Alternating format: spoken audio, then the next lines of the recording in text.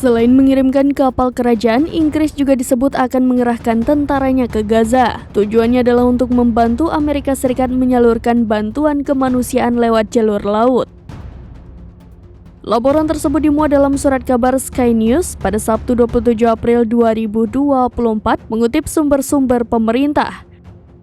Namun Kementerian Pertahanan Inggris masih belum mengumumkan kapan tentaranya dikerahkan ke Gaza. Sebelumnya Inggris telah mengirimkan kapal angkatan laut kerajaan ke Gaza yakni Cardigan Bay. Kapal tersebut mengangkut tentara Amerika Serikat yang akan membangun dermaga sementara di lepas pantai Gaza. Menteri Pertahanan Inggris Grant Shapps mengatakan bahwa London juga ikut mengambil peran dalam penyaluran bantuan kemanusiaan.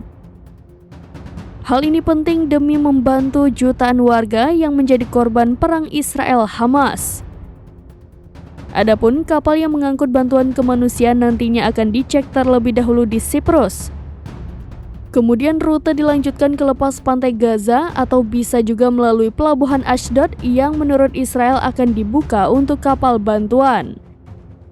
Saat ini proses pembangunan dermaga Amerika Serikat sedang berjalan dan ditargetkan selesai pada bulan Mei mendatang.